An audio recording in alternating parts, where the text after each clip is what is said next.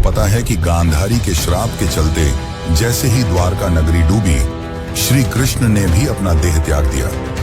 पर क्या आपने कभी सोचा है कि श्री कृष्ण की प्रिय, उनके दिल के सबसे करीब राधा रानी की मृत्यु कैसे हुई?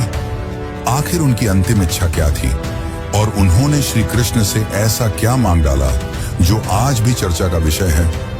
ये एक ऐसी प्रेम कहानी है जो समय से भी परे है। ये वो बंधन है जो तन से नहीं, आत्माओं से जुड़ा हुआ है। तो दोस्तों, आज हम जानेंगे राधा रानी की मृत्यु का असली रहस्य और उनकी अंतिम इच्छा की अनसुनी मगर रोचक कथा जो आपको हैरान कर देगी। आज की वीडियो अत्यंत ही ज्ञानपूर्वक और प्रेरणादायक है, इसलिए इस कथा और इस रहस्य को समझने के लिए वीडियो को पूरा जरूर देखें, क्योंकि इस कथा को पूरा सुनने से आपका जीवन सफल हो जाएगा। तो चलिए इस रहस्यमयी कथा को शुरू करते हैं। बरसाने की वह पुरानी पगडंडियां जहां पर कभी श्री कृष्ण अपनी लीलाएं किया करते थे, आज भी वहां एक गूंज बाकी थी, प्रेम की, हंसी की, बांसुरी की और उस दुख की जिसने युगों से प्रेमियों को जिंदा रखा है। पर इस कहानी की शुरुआत न तो बरसाने की उन गलियों से होती है और न ही वृंदावन से।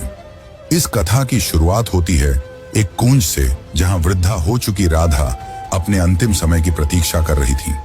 अब वो पुरानी वाली राधा नहीं रही, अब वो वृद्धा हो चुकी थी। उनका शरीर झुक चुका था, लेकिन आज भी उनका हृदय उसी किशोरी राधा का था जो केवल श्री कृष्ण के लिए धड़कता था। उनके चेहरे पर झुर्रियां आ चुकी थी, लेकिन आज भी जब कोई बांसुरी बजाता तो उनके चेहरे पर रौनक आ जाती, एक हंसी सी छा जाती, मानो पुरानी यादें ताजा हो गई हों।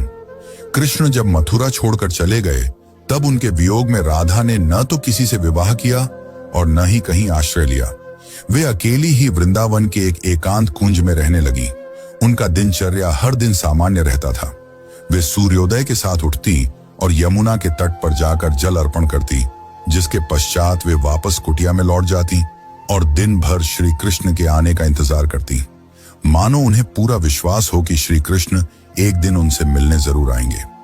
गांव वाले राधा को साध्वी समझते थे। उन्हें उनके बारे में कुछ नहीं पता था। वे नहीं जानते थे कि वह कौन है और कहां से आई हैं, पर सभी को यह बात पता थी कि वह जो भी हो, वह अपना सब कुछ केवल और केवल श्री कृष्ण को मानती हैं। एक दिन राधा अपने दैनिक दिनचर्या के तहत यमुना के तट पर जल अर्पण कर रही थी। तभी उन्होंने अचानक आसमान की ओर देखा। हवा में सन्नाटा सा छा गया और उनके हृदय में एक कंपी सी दौड़ गई, मानो पूरा ब्रह्मांड उन्हें कुछ कहना चाह रहा हो।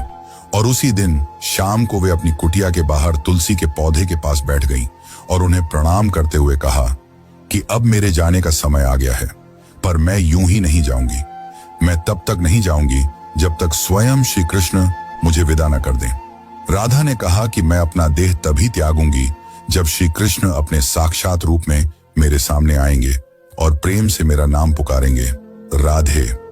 उनकी यह इच्छा सुनकर गांव वाले चौंक गए और सोच में पड़ गए कि आखिर इतने बड़े राजा इस वृद्ध महिला से मिलने क्यों आएंगे।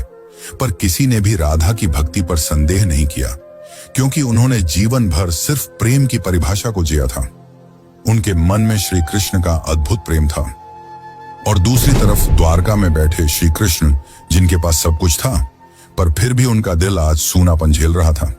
कहते हैं ना कि सब कुछ पाकर भी आदमी के पास कुछ नहीं होता। आज श्री कृष्ण की हालत भी वैसी ही थी, लेकिन उन्हें अब अंदर से एक खिंचाव सा महसूस हो रहा था। उन्होंने अपनी आंखें बंद की और राधा की पुकार उनके कानों में गूंज पड़ी। इस पल श्री कृष्ण की आंखों में आंसू थे, पर हृदय में सुकून। उन्होंने तुरंत सब कुछ छोड़कर उसी पल एकांत कुंज की ओर प्रस्थान किया, जहां राधा रानी उनका इंतजार कर रही थी। जब श्री कृष्ण वहां पहुंचे तो राधा कुटिया के बाहर तुलसी के पेड़ के पास बैठी हुई थी। उनकी आंखें बंद थीं और वे ध्यान में लीन थीं। कृष्ण ने धीरे से कहा, राधे। यह शब्द सुनकर राधा की आंखें खुलीं और उनके चेहरे पर एक चमक छा गई। उनकी आंखों में वह प्रेम था जो न कहा जा सकता था और न ही छुपाया जा सकता था। राधा मुस्कुराई और श्री कृष्ण से कहा, प्रभु, अब मेरे जाने का समय आ गया है। अब मेरी आत्मा केवल विश्राम चाहती है।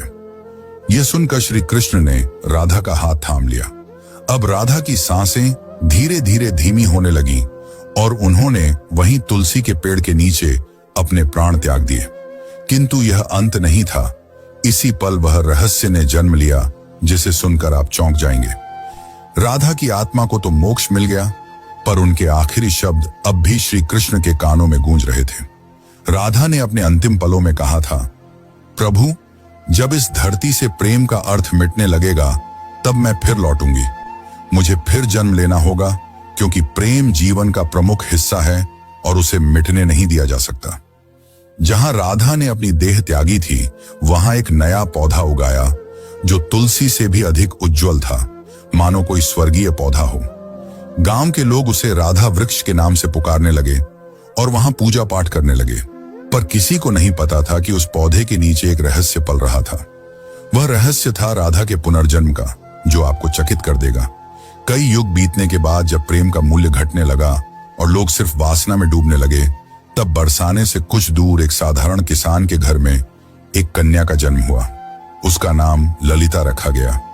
पर यह कोई साधारण कन्या नहीं थी। वह बिना किसी के सिखाए ही बांसुरी की मधुर धुन बजा लेती थी।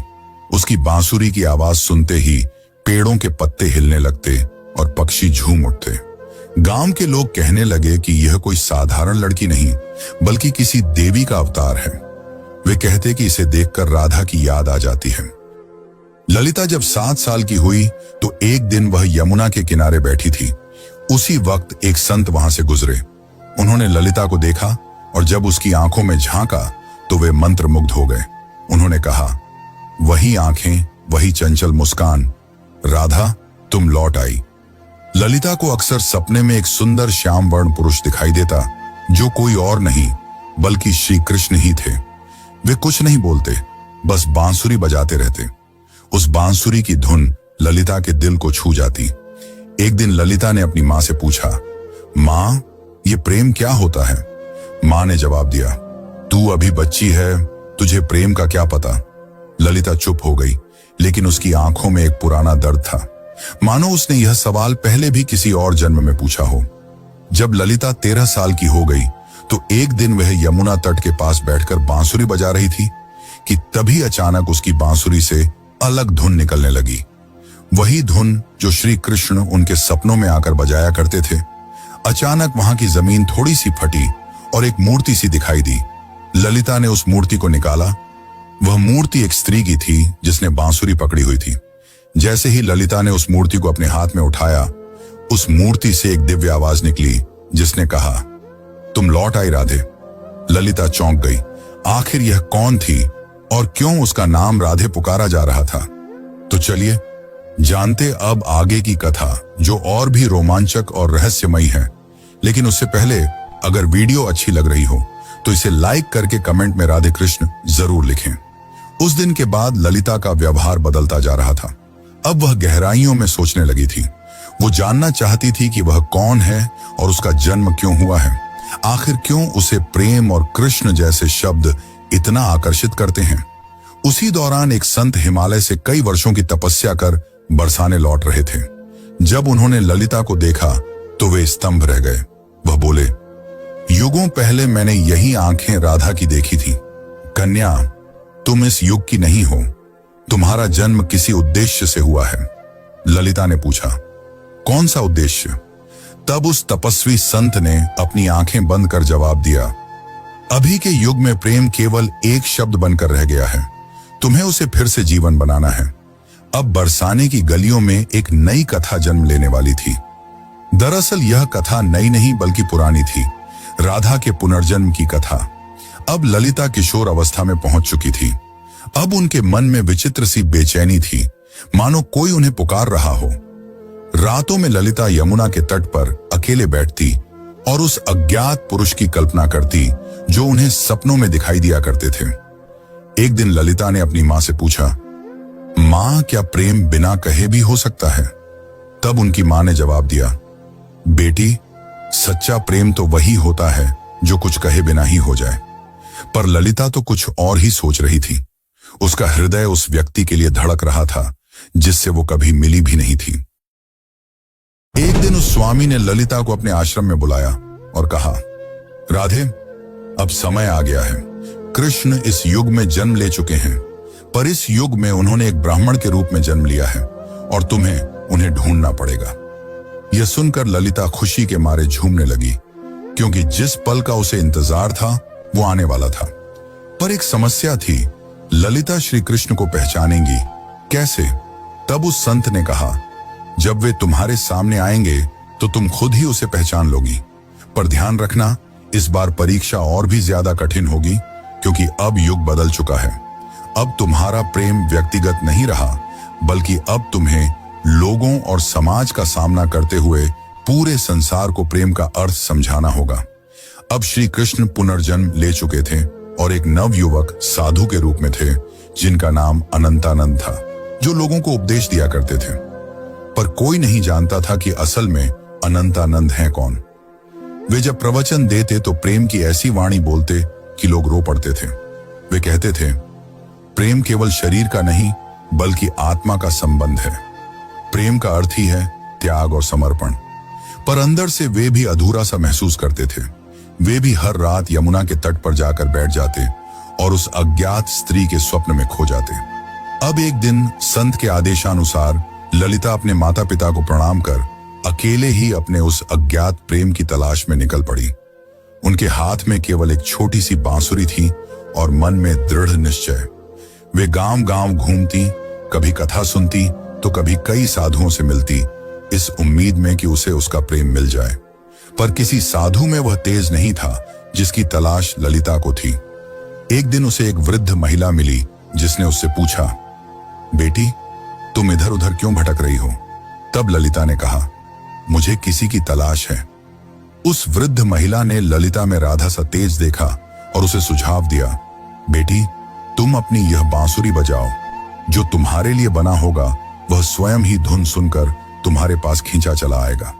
जिसके पश्चात ललिता ने ऊंची पहाड़ी पर चढ़कर अपनी बांसुरी बजाई और ठीक उसी पल उससे कई मील दूर अनंतानंद की आंखें भर आईं। ललिता अब तक 8 गांव पार कर चुकी थी। हर गांव में वह अपनी बांसुरी बजाती, मगर अब तक उसे वह नहीं मिल पाया था जिसकी उसे तलाश थी। ललिता को अनंतानंद के आसपास होने का एहसास होता, मगर वह उसे ढूंढ नहीं पा रही थी।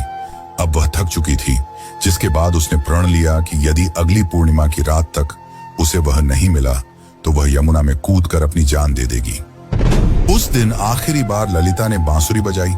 उसकी धुन वैसी ही थी जो किसी को अंदर तक भिगो दे। उसी पल हिमालय में बैठे अनंतानंद को वह ध्वनि सुनाई दी। उसे वह ध्वनि काफी प्रभावी लगी, मानो उसने कई वर्षों बाद वही ध्वनि सुनी हो जो उसे पुकार रही हो। अनंतानंद ने तुरंत ही हिमालय छोड़ दिया। ठीक उसी रात ललिता को फिर से स्वप्न आया, पर इस बार स्वप्न काफी अलग था। इस बार श्री कृष्ण और राधा यमुना के तट पर बैठे थे और राधा श्री कृष्ण से पूछ रही थी, प्रभु, क्या इस बार भी मेरी प्रेम कहानी अधूरी रह जाएगी? कृष्ण ने कहा, नहीं राधे, इस बार संसार को तुम्हारे प्रेम की पूर्णता दिखाई देगी। इतना कहते ही ललिता का स्वप्न टूट गया। ललिता के मन में एक नई उम्मीद जाग उठी थी। अब वह उस जगह पहुंची जहां अनंतानंद पहुंचने वाले थे, वृंदाधाम। यह कोई आम स्थान नहीं थी। कहते हैं कि इसी स्थान पर राधा ने कृष्ण को आखिरी बार देखा था और एक शिला को छूकर प्रण लिया था कि जब तक उसकी प्रेम कहानी पूर्ण नहीं हो जाती वह लौटती रहेगी। उस समय वृंदाधाम में एक कथा हो रही थी और उस कथा के वाचक कोई और नहीं बल्कि स्वयं अनंतानंद थे। ललिता बहुत दूर खड़ी थी और उनके चेहरे को भी नहीं पहचानती थी, परंतु उनकी वाणी में कुछ ऐसा था जिसने उसके हृदय को प्रभावित कर दिया। उस दिन अनंतानंद प्रेम की परिभाषा समझा रहे थे। प्रेम वह नहीं जो आपके पास होता है और आपके साथ जीता है। प्रेम तो वह है जो दूर होकर भी पास होता है। वे यह सब बता ही रहे थे कि उनकी आंखें ललिता से टकराईं। दोनों एक पल के लिए स्तंभ रह गए, मानो पूरी दुनिया ही रुक गई हो। अनंतानंद ने तुरंत ही प्रवचन छोड़ दिया और ललिता के पास दौड़े चले आए। तब ललिता ने अनंतानंद से धीरे से पूछा, क्या आज भी आपको मेरी आवाज सुनाई देती है? अनंतानंद ने उसकी आंखों में देखा और प्रेम से कहा, राधे, तुम आ गई। पल काफी मनमोहक था। पूरा संसार थमा हुआ था, लेकिन यह अंत नहीं था। असली कहानी तो अब शुरू होने वाली थी। अचानक मौसम खराब होने लगा और बादल काले पड़ गए और तभी वहां एक साधु कुरंगनाथ प्रकट हुए जो नहीं चाहते थे कि राधा और कृष्ण फिर से मिले, क्योंकि उसे ऐसा लगता था कि अगर राधा और कृष्ण फिर से मिल गए तो प्रेम को धर्म से ऊपर का स्थान मिल जाएगा, जो कि समाज की जड़ता को तोड़ डालेगा। कुरंगनाथ ने कहा, तुम्हारा प्रेम आज के युग के नियमों के विरुद्ध है। आज का समाज न तो इस प्रेम को समझेगा और न ही सहन कर पाएगा। तब अनंतानंद ने कहा, प्रेम समाज का मिलन नहीं बल्कि दो आत्माओं का मिलन है। तब कुरंगनाथ ने कहा, तो फिर अब तैयार हो जाओ अंतिम परीक्षा के लिए। कुरंगनाथ ने कहा कि यदि तुम्हारा प्रेम सच्चा है तो अगली पूर्णिमा की रात तक ललिता अपनी आंखों पर पट्टी बांध लेगी और वह बिना देखे और बिना सुने तुम्हें ढूंढ निकालेगी। यदि वह इसमें असफल हो जाती है तो दोनों को फिर से युगों युगों के लिए बिछड़ना होगा। अनंतानंद यह सुनकर मौन रह गए, पर ललिता ने बड़े ही प्रेम पूर्वक और शक्ति से कहा, मुझे आपकी यह शर्त मंजूर है। पूर्णिमा की रात पास आ रही थी। यह परीक्षा ललिता के लिए केवल एक शर्त नहीं थी, बल्कि उसके प्रेम और संयम की लड़ाई थी। वह खुद भी यह जानना चाहती थी कि क्या बिना देखे सिर्फ मन और आत्मा से प्रेम किया जा सकता है या नहीं। अब उसने अपने नेत्रों पर पट्टी बांध ली और कसम खाई कि वह अब किसी को नहीं देखेगी जब तक उसकी आत्मा उसे स्वयं श्री कृष्ण को न दिखा दे। लोगों ने जब उसे ऐसा करते देखा तो वे उसका मजाक उड़ाने लगे कि आजकल की कन्याओं को तो सिर्फ नाटक करना आता है। लेकिन कुछ ऐसे भी थे जिन्होंने उसके इस प्रयास की तारीफ की और उसे हिम्मत दी और बोले, हे राधे, तुम इस युग में जरूर प्रेम को जीत दिलाओगी। उधर दूसरी ओर अनंतानंद एक सुनसान गुफा में ध्यान मग्न बैठे थे। वे केवल एक ही शब्द दोहरा रहे थे, राधे। वे न कुछ खा रहे थे न पी रहे थे। उनके शिष्य इस दृश्य को देखकर घबरा गए और बोले, गुरुदेव, यदि ऐसे ही चलता रहा तो आप जीवित नहीं बचेंगे। तब अनंतानंद ने मुस्कुराते हुए उत्तर दिया, मेरे प्राण तो केवल राधे में बसते हैं। इतना कहकर उन्होंने अपने शिष्यों को आदेश दिया कि यदि ललिता उनके बारे में पूछे तो उसे न उनका चेहरा बताया जाए, न ही उस स्थान का पता दिया जाए जहां वे ध्यान कर रहे हैं। वे भी जानना चाहते थे कि क्या इस युग में भी राधा केवल अपनी आत्मा की पुकार से उन्हें ढूंढ पाएगी। इधर ललिता अपनी आंखों पर पट्टी बांधे गांव-गांव भटक रही थी। वह अनेक साधुओं से मिलती और पूछती, क्या आप अनंतानंद हैं? पर उसे कुछ हासिल नहीं हो रहा था। कुछ साधुओं ने तो यहां तक झूठ बोलने की कोशिश की कि मैं ही अनंतानंद हूं, पर ललिता का हृदय उन्हें पहचान जाता। उनकी आवाज में वह माधुर्य नहीं था, न ही वह तेज था जो केवल आत्मा से पहचाना जा सकता था। एक बार एक साधु उनके पास आया जिसमें गजब का तेज था और जिसकी वाणी अत्यंत मधुर थी। उसने ललिता से कहा, मैं ही अनंतानंद हूं। यह सुनकर ललिता एक पल के लिए डगमगा गई, पर तुरंत ही उसे एहसास हो गया और उसने उस साधु से कहा, आप में तेज तो काफी है, पर आप वह आत्मा नहीं है जिसकी मुझे तलाश है। उसी क्षण उस साधु ने अपना भेष बदल लिया। दरअसल वह कुरंगनाथ ही था जिसने भ्रम फैलाने के लिए ऐसा किया था। अब कुरंगनाथ ने क्रोध में कहा, तू अब तक नहीं टूटी? आखिर किस प्रेम की बात करती है तू? इतना सुनकर ललिता ने कहा, मेरा प्रेम इस युग के बंधनों से मुक्त है, जिसे शब्दों में समझाना असंभव है। इतना सुनकर कुरंगनाथ वहां से चला गया। अब ललिता उस गुफा के पास पहुंच चुकी थी जहां अनंतानंद ध्यान मग्न थे। ललिता धीरे धीरे गुफा के अंदर गई और अंत में उसे वहां किसी के होने का आभास हुआ, जिससे दिव्य तेज निकल रहा था। ललिता ने उन्हें पहचान लिया और उनके पास जाकर अपनी बांसुरी उनके पैरों में रख दी और कहा, मैं आपको देख नहीं सकती, पर मेरा हृदय काफी जोर से धड़क रहा है। क्या आप वही हैं जिनकी मुझे तलाश है? अनंतानंद ने बांसुरी उठाई और उसे बजाया, वही धुन जो ललिता को यमुना तट और अपने सपनों में सुनाई देती थी। फिर अनंतानंद ने उसकी पट्टी खोली और कहा, राधे, इस बार भी तुमने मुझे तन से नहीं, केवल अपने मन और आत्मा से पहचान लिया। वे दोनों रो पड़े। उनकी आंखों में कई सालों की थकान थी जो अब मिट रही थी। तभी वहां एक साधु आए और उन्होंने कहा, राधा और कृष्ण, तुम्हारा प्रेम संपूर्ण तभी माना जाएगा जब यह समाज इसे स्वीकार करेगा। जब इस समाज के सामने तुम्हारा प्रेम सत्य और पवित्र सिद्ध हो जाएगा, तभी तुम्हारा मिलन सफल होगा। राधा ने कहा, प्रेम तो किसी समाज के बंधन से मुक्त होता है, उसे किसी के प्रमाण की जरूरत नहीं। लेकिन तभी अनंतानंद ने उसे समझाते हुए कहा, राधे, अब युग बदल गया है। अब यह समाज प्रेम की परिभाषा भूल चुका है। इतना कहकर अनंतानंद ने उस साधु से पूछा, आप ही बताइए कि हमें क्या करना होगा। उस साधु ने कहा, तुम्हें इस राज्य की राजसभा में सभी के सामने अपने प्रेम को स्वीकारना होगा। तुम्हें वहां राजा, पंडित और प्रजा सभी को यह बतलाना होगा कि एक ब्रह्मचर्य साधु और एक साध्वी भी प्रेम के बंधन में बंध कर धर्म के मार्ग पर चल सकते हैं। अगले दिन वे दोनों राजसभा में उपस्थित हुए। राजा ने कहा, हम यह क्या सुन रहे हैं कि एक साधु ने ब्रह्मचर्य को तोड़ा है। इतना सुनकर अनंतानंद ने उत्तर दिया, महाराज, मैंने कोई नियम नहीं तोड़ा, मैंने तो केवल अपने प्रेम को अपनाया है। तब अनंतानंद ने प्रेम को समझाते हुए कहा, प्रेम कोई काम वासना नहीं है, प्रेम तो आत्मा का मिलन है।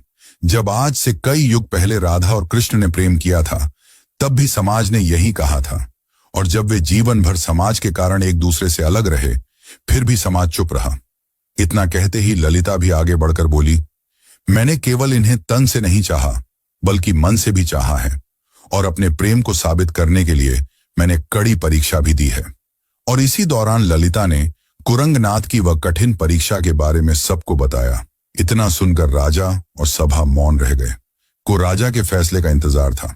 राजा ने कहा, जब मैं छोटा था तब मेरी माँ मुझे राधा और कृष्ण की अमर प्रेम कहानी सुनाया करती थी, और जब मैं उनसे पूछता कि आखिर उन्होंने विवाह क्यों नहीं किया, तो मेरी माता चुप रह जाती। आज जाकर मुझे यह बात समझ में आ रही है कि विवाह तो समाज का नियम है, पर प्रेम आत्मा का। इसीलिए मैं इस प्रेम को स्वीकार करता हूं। तब से प्रेम की एक नई परिभाषा लिखी गई, और कई युगों पश्चात राधा और कृष्ण का मिलन फिर से संपूर्ण रूप से हो पाया। दोस्तों, अब हमारी कथा यहीं पर समाप्त होती है।